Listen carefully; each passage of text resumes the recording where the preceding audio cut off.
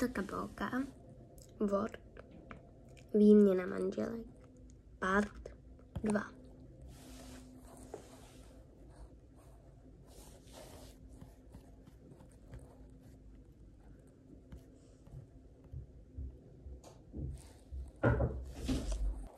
Den první na horách. No ale nemůžeš být furt na tom počítači přece.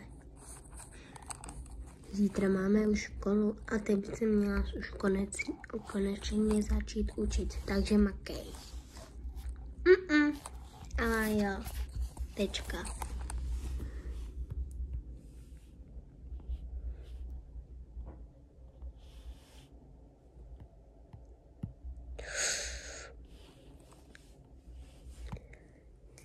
Tady to je prostě hrozný. Oni neumějí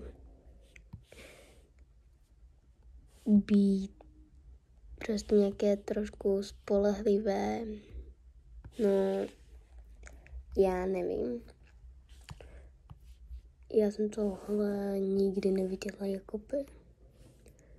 A že jaký jsou, to je fakt katastrofa. Že za ní mě učí do školy, ještě větší katastrofa. Takže zatím se mi třeba vůbec nelíbí. A zajímalo by mě, jako jestli mě to tady třeba trošku ukážou, nebo jakoby, že jo, jak to tady jako bude, protože jako já nevím. Takže jsem jim řekla, že jdeme na procházku. Ona řekla, že nejdem, takže to asi jenom s malou. Ještě vám ukážu teda, kde já mám spát. Mám spát tady. A asi mám teda i oblíkat do veřejnosti, nebo prostě fakt nevím, to je hruza. Takže jakoby ještě, když to budou kočky, tak mám svá kočky, to je fakt jako taky katastrofa. Jo. Takže ale jsme se domluvili, že já budu spát v té ložnici, on bude spát tady.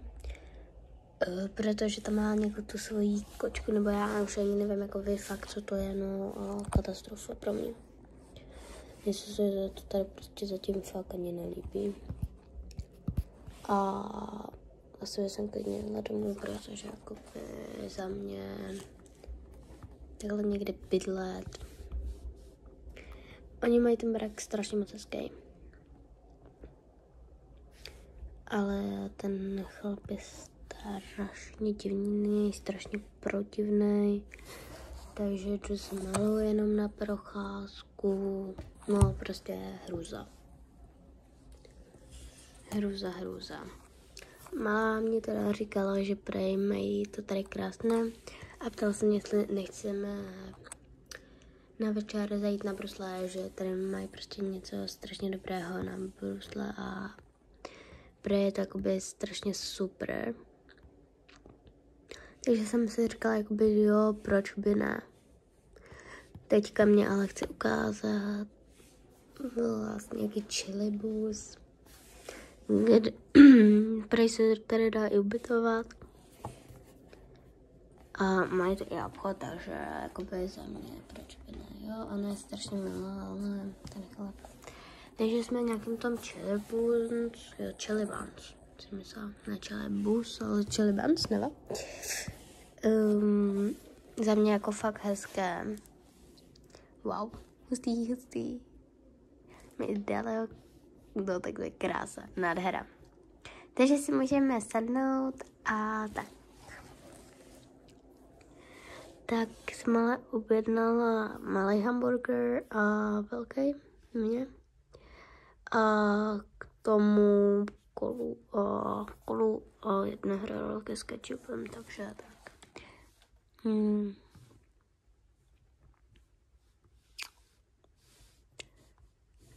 Jakoby proč by ne, jo. Krása to tady je, ale ve skutečnosti mají tady strašně divný to. A já bych asi tady bydlet doopravdy nechtěla. Mně to tady přijde přelidnění. Nebo spíš tu nemají žádné lidi. Takže ne, že by to bylo přelidnění, ale žádné lidi tady nejsou a to mi doopravdy strašně moc vadí.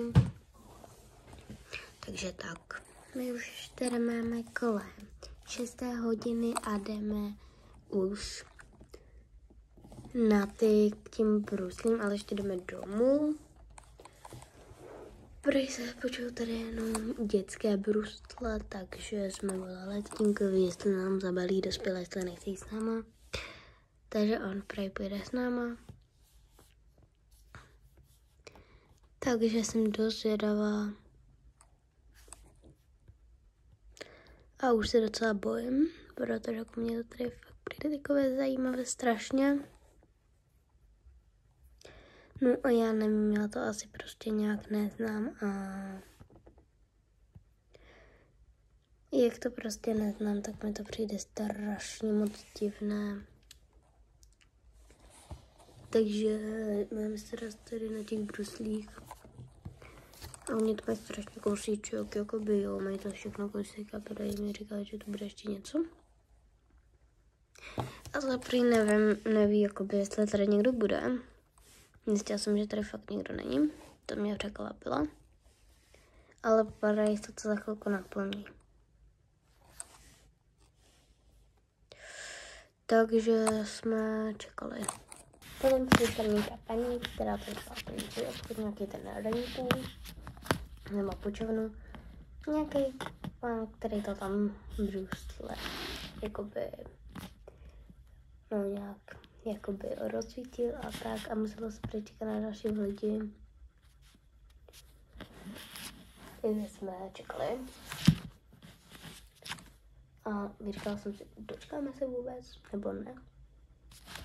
Jako docela už tady dlouho to byla a to jako říkám, jo, počkáme. Takže jsme nakonec počkali nikdo nepřišel. Ale řekl jsem mi prostě, že nebo já jsem si jako řekla, že no, tak to tady neskazím a potom jestli by někdo přišel, že jsem měla neprůšel, no nevím, jaký jsou, ale tak radši tu počkáme a uvidíme. Jo, ještě mi bylo řečeno, že prý takhle někdy někdo chodí po těle, že to nic není, že tohle lidi chodí prostě. Takže nevím, že mi takové celkové divné, že to jakoby nic není, když lidi přicházejí pozdě. Ale tak jako jo, já chápu, že každý to má jiné a že to je jinak. Takže tak. Ale potom šla nějaká paní a dozvěděla jsem se, že ta paní je vlastně dvojčetí jako maminky. Takže holky se tam holky se tam obejmuly, jako její sestřenka a tak. No a potom mi to řeknu, že může mít na tom. Takže jsme šli na to. Holky si vzali helmy a brusle, jiný bundy a tak, to jsem se dost jakoby fakt divila, ale to Prej to má jako, Prej to jakoby naschvál. A někdy chodí na nějaký tady krásu bruslu, že to mají přes den, takže holky už vyjeli a mají tady i někdy tady fotbal. Takže tam nejezdili a my jsme se šli teda tak převlíknout. I když jsem úplně teda jako fakt nechtěla, tak jako to jsem mohla dělat.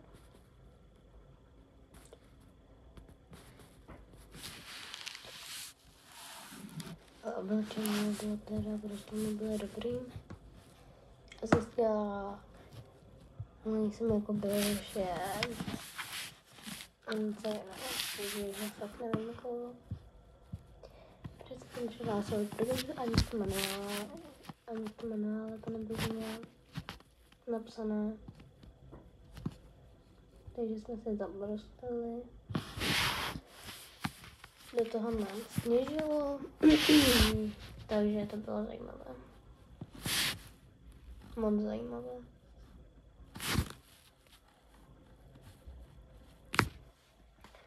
Potom vlastně tam přišli s tím nějaké vodičky.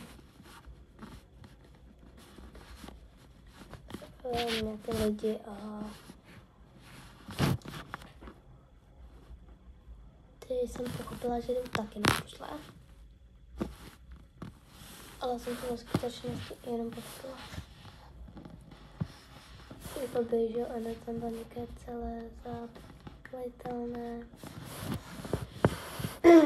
Ale tady teda nedošla. Oni si tady takhle chodí trénovat bruslení. No, to říkali. Lidem. Ale neměli na sobě brusle. A to mi přišlo dost divné.